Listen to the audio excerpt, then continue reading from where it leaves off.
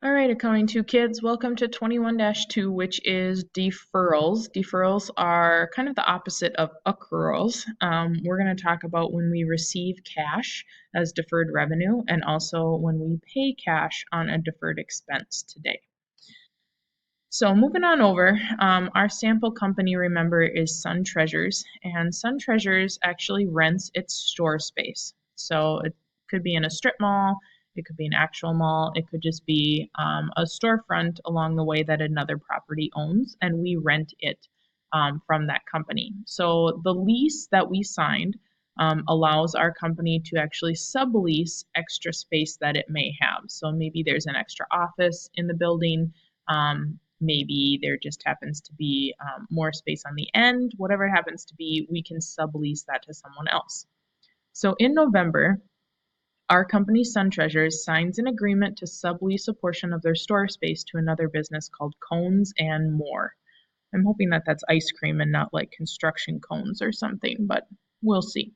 So here's the transaction. November 1st, we received cash for 3 months rent in advance for $4,500, receipt number 905.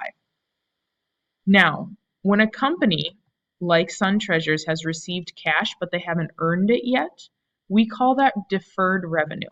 So we received the cash already. Cones and More wrote us a check. We received that good or service, but we haven't done anything to earn it yet. We call that deferred revenue or unearned revenue. Now, deferred revenue is actually a liability to us until those services have been provided. So when Sun Treasures has done is they've incurred a liability to provide store space to Cones and More. So a liability account called unearned rent income is going to be used to record the cash received in advance. So again, unearned rent income is a liability account with a normal credit balance. Looks like this. Unearned rent income decreases with a debit, increases with a credit. Again, that's a liability account. So what this looks like is on November 1st, we received cash for those 3 months rent in advance. So what we do is cash goes up with a debit and that unearned rent income goes up with a credit. Remember that unearned rent income is a liability for us at Sun Treasure because we haven't done anything to earn that rent income yet. So we put that in our cash receipts journal, just like this. Now, what actually happens is that our company, Sun Treasures, will earn rent income every single day that it allows Cones and More to use its store space. However, we know it's not practical for us to record that revenue every single day. That's very tedious, very cumbersome. We're not going to do that. However, what we do have to do is record any rent income that was earned by the end of the fiscal period. So remember, they prepaid us in November for 3 months rent. The end of our fiscal period is December 31st. So that's going to require us to make an adjusting entry to show how much rent income has actually been earned in November and December.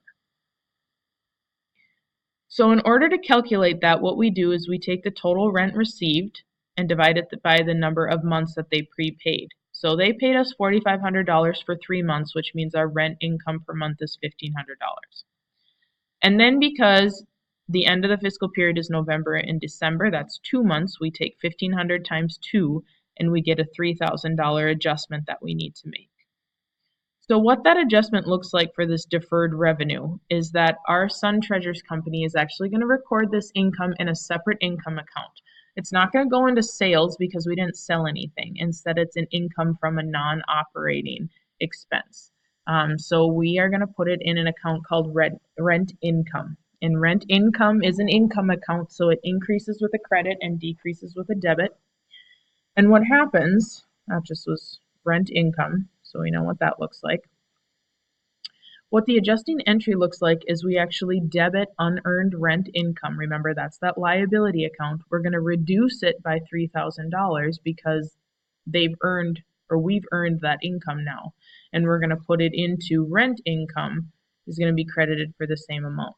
So when we put that in our journal, that's just a reminder of how we got that $3,000.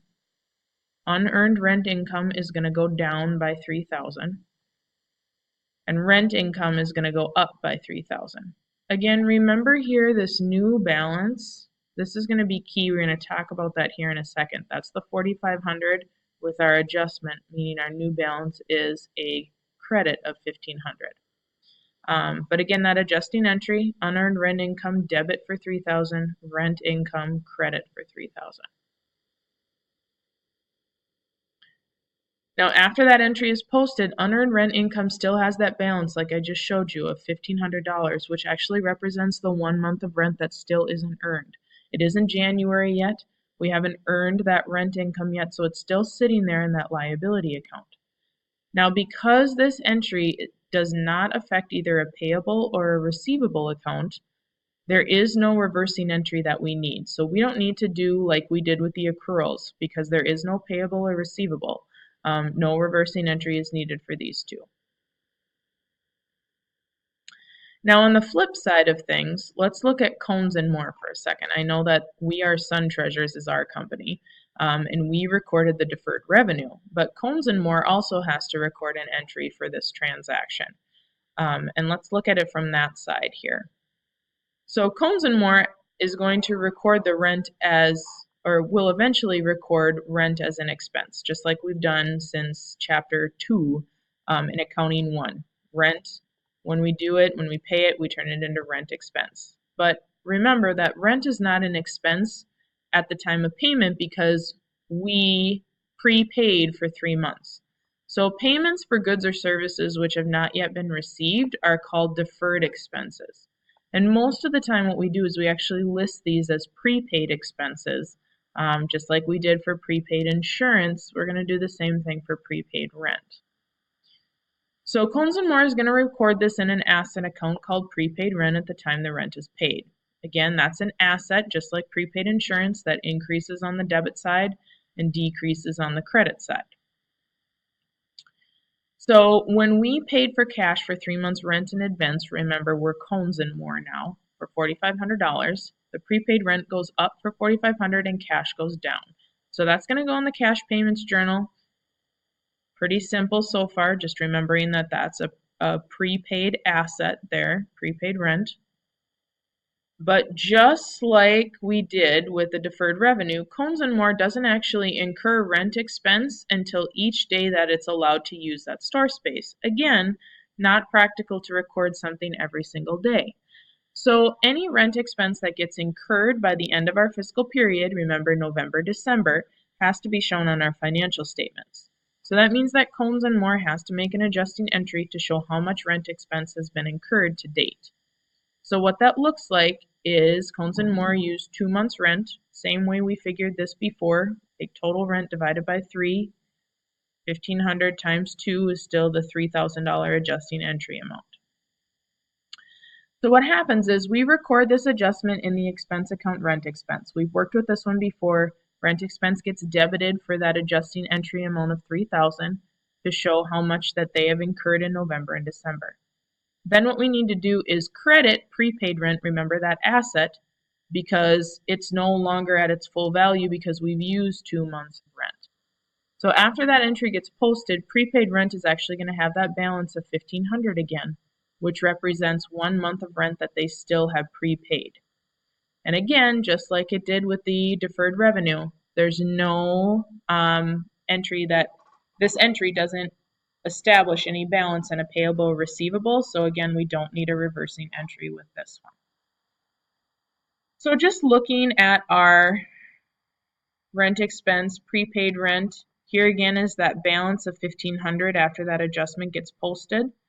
But here's your adjusting entry at the end of the fiscal period, rent expense, debit with $3,000, prepaid rent, credit with $3,000.